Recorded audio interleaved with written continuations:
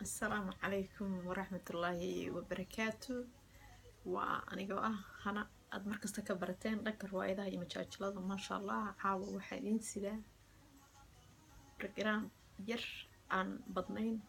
وأنا قلت لك قلي دولة ديدا dalkayga dadkayga oo aan leeyahay u ducee dowladaada iyo dalkaaga iyo dadkaaga anaana soo gaansada aniga ahaana isxilqaamay maadaama dhalashii naga badatay 2017 aan ku jirno oo aan sugayno dowlad cusub inay dhalato 2017ka runtii oo aan maqaal ku maqalnay in doorashadii dib loo dhigay inaan ku sibood gareyno haddii hadal iyo haddii ducaaba maadaama in badan aan sugayna inay noo dhalato dowlad cusub ama madaxweyne kheyr qaba ilaahay noo keenay ama ha noqdo miduu ilaahay noo doortay ama midkii hore u hayay ilaahay ka dhigay inuu ilaahay wanaag noogu soo dhiibay ilaahay baa caalam ah ilaahay baa ummadiisa kheyr ku hayo ummadda Soomaali way daashay waxaan ilaahay kaga baryaynaa ummadda Soomaali inuu ilaahay u keeno madax daacad ah noo corruption kheyr qabto wadankii iyo dalkii wax u qabato aan ilaahay ka barinay barnaamijkan ah u ducee dalkaaga iyo dadkaaga iyo dowladaada insha Allah waxaan rajaynaynaa aniga groupkayga in Faisa and one of my friend aan barnaamijka wada wadno markasta majaajilada aan wadno in aan haddii ay noo soo gasho aan soo galno bishii hal mar oo aan ku guubaabinayno insha Allah tacaala wax qabadka dalka iyo dadka Soomaali in ay noqoto in aan isxilqaabno qof walba oo Soomaali ah qof walba oo muwaadin ah qof walba oo ilaahay nafgeliyay ee wato magaca Soomaali in uu isku xilqaamo wax qabadka dalkiisa iyo dadkiisa uu noqdo qof yacni sida wanaaga nafsad ahaantiisa asiga iska bilaabo dalkiisii horumar dalkiisii wax qabad waan fahmi karaa in dhaliil badan way jirtaa in dhalinyarada shaqo ma laha waxba ma laha wadankii lacag ma laha wadankii barbarba in badan ka jira alxamdulillah dhalinyarada qaarkood shaqo fiican bay ku haystaan qaarkoodna kuma haystaan yacni baaba ma wada jiro ما شاء الله dhalinyaro badan aan la xiriirno aan friends nahay ama aan ehel nahay jecel inay wadankooda ku dhameystaan cimrigooda dhalin aan ka soo jeedin jecel ku haystaan shaqo fiican nolol fiican alxamdulillah in Soomaaliya sidii shalay ahayd sidii maanta speak different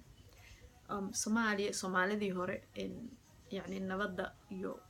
wanaaga alxamdulillah maanta boqolkiiba boqol burburkii hore way ka fiican tahay tii horena ma gaarin sidaan ahayna waan ka fiicannahay alxamdulillah mid baa lagu gaaraa adduunka u jeedid waa one by one bari maanta kan qabo bari kan qabo saadaba kan qabo alxamdulillah ilaahay baan ku xamdinaynaa waan ka baxnay tii hore wayna gaari doonaa wanaaga aad ku qiimaha badan oo ilaahayna siiyay inta noo dhimanba marka maxaan rabnaa markaan nahay shacabka Soomaali maxaan isleenahay waa u qaban kartaan dadkiina afka waa hiilo annaga wadankii ma joogno dowladii process lama sameyn karno oo ma caawin karno inuu deer maxaan ka caawin karnaa inaan u hiilino dhinaca afka inaan af ahaan ugu dadaalno inaan shacabka u gubaabino inay caawiyaan wadankooda iyo dowladda Soomaaliya waxaan ka codsanaynaa in ay jaanis siiyaan shacabka Soomaali si ay ula shaqeeyaan xaafad walbo ila yiraahdo adiga xaafadda adiga ku qoran securitykeeda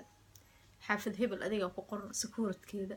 xaafad hebel ma rabtaan in ciidamada shisheeyo ay ka jaahil baxano oo annaga noqono dad meel soo istaagay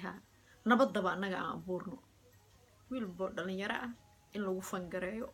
in uu xaafadiisa ama ay mas'uul ka noqdaan ereydii degan yihiin yacni sidii horeba saasay ahayd waa lagu dadaali jiray safety-ga wadanka iyo barbaa dhacay waxaa dhacday waxyaabo aad u tiro badan oo shacabka Soomaali lagu arki jiray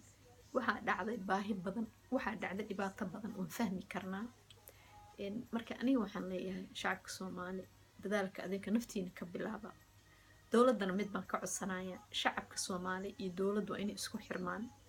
inay dowladda shacabka Soomaali iyadana ka warhayso si ay wax qabadkooda u muujiyaan waayo haddii dadkii aynan isku xirnayn wax ma wada qabsan karaan in laysla wada shaqaysto inaan we succeed together in as a Somali people dadkeena ahaan dibadii gudahaba waxaan aniga dhihi lahaa hadday ummadda wada jirin wax ma wada qaybsadeen oo wax wada qaybsi iska daayay wax lamaba wada cuneenba haddii maanta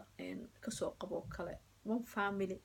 ay noloshooda hal meel wax ku isbayn gareeyaan they succeed wadankana waa sidoo kale ilaahay waxaan ka baranaynaa ummadda Soomaali meel kastay joogaan inuu ilaahay ka saaro dhibaatada inta ku jirto waan fahmi karaa maalin walba inba meel baa nooga dhimato inbana meel bay ku xiran yihiin hooya dhashay waan u duceynaynaa in uu ilaahay uga soo saaro waan u duceynaynaa inta dhimatay inuu ilaahay u naxariisto alxamdulilah waraxmatullah wax walba waa qadar ilaahay waxaa nagala rabaa inaan fikirno waxaa nagala rabaa inaan fahno يعني دباتي إنه غفلان شعب كسمالا way mareen waxaan rabnaa inaan fikirno wadankii aan ku soo noqono aan ka bilowno wax qabad in wadankeena aan dib u dhisano in wadankeena aan dib ugu dadaalno xornimadiisa iyo wax qabadkiisa in aan muujino adduunweynaha in aan leenahay dad nool oo dhulka iskale iyo dalkaba in aan dawladda garab istaagno dawlad walba tii qabsataba waxaan ilaahay baa qadaray إلهي سبحانه قادر كنا أبو ربك وشقله إن الدعينه دورو بوجوكتو أن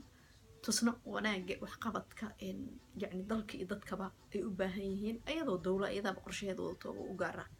إن قفك بركو برتشين وحقبان هاي بقى لكن إن أم وجنو يعني دباتوين كجار كا مدرسوا عليها يستو يباهن إن لقى عاويو